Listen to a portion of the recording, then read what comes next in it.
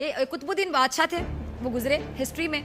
अच्छा, एक दिन क्या किया कि शिकार खेल रहे थे। बादशाहों को बड़ा शौक था शिकार करने का, अक्सर चले जाते थे। उन्होंने शिकार देखकर एक तीर चलाया। ये पीपल्स पार्टी वाला तीर नहीं था, सही वाला तीर था। और जब शिकार के नज़दीक गए तो उन्हें मालूम हुआ कि वो तीर बजाय शिकार के एक नौजवान को लगा। वो नौजवान तीर लगने की वजह से तड़प रहा था, तकलीफ हो रही थी, अजियत हो रही थी, और उसी हालत में वो मर गया। कुतुबुद्दीन ने उस नौजवान के बारे में पता लगाने को कहा। पता करने पर मालूम क्या हुआ कि वो नौजवान जो था वो पास ही के किसी गांव में रहता था और अपनी बूढ़ी माँ का वाहिद सहारा भी था, वाहिद कफील था। वो नौजवान जंगल से लकड़ियाँ चुनकर बेचता था और जो उसे मिलता था उससे अपना और अपनी माँ का पेट भरता था। फिर क्या हुआ जी, कुतुबुद्दीन उसकी माँ के पास पहुँच गया और बताया कि उसके तीर से उस बूढ़ी माँ के बेटे की मौत हो गई। माँ रोते रोते बेहोश हो गई।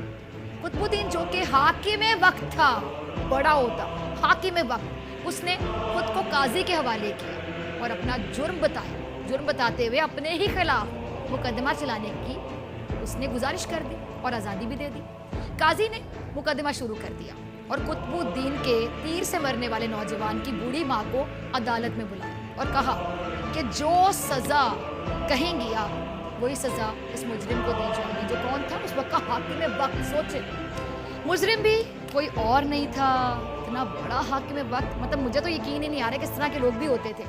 अच्छा नाज़रीन, उस बूढ़ी खातून ने जब ये देखा कि बादशाह ने खुद अपने आप को कटहरे में खड़ा कर दिया तो कहा कि ऐसा बादशाह फिर कहाँ मिलेगा जो अपनी ही सल्तनत में अपने ही खिलाफ मुकदमा चलाने की बाकायदा खुली छूट दे दे, इजाज़त दे दे, और वो भी उस गलती के लिए जो उसने जानबूझकर नहीं की। उस बूढ़ी खातून ने, आपको पता है क्या कहा? उसने कहा कि आज से कुतुबुद्दीन मेरा बेटा है और मैं अपने बेटे को माफ़ करती हूँ। काजी ने कुतुबुद्दीन को भी बरी किया और इस मौके पर उसका ये कहना था कि अगर तुमने अदालत में ज़रा भी अपनी बादशाहत दिखाई होती तो मैं तुम्हें इस बूढ़ी औरत के हवाले से ना करता, बल्कि खुद ही आपको सख्त से सख्त सज़ा दे देता। उस पर कुतुबुद्दीन ने अपनी कमर से खंजर निकालकर काजी को दिखाते हुए कहा कि अगर तुमने मुझसे मुजरिम की तरह रवैया ना इख्तियार किया होता और मेरी बादशाहत का ख्याल किया होता तो मैं तुम्हें इसी खंजर से मौत के घाट उतार देता। तो नाज़रीन, मुसलमानों की 800 साला कामयाब हुकूमत का एक अहम तरीन राज ये था जो मैंने आपके साथ शेयर किया, यानी एहसास से जिम्मेदारी। हाकिम वक्त ये जानता था कि वो हाकिम है, लेकिन हाकिम ज़रूर है लेकिन कानून से बालातर हरगिज़ नहीं।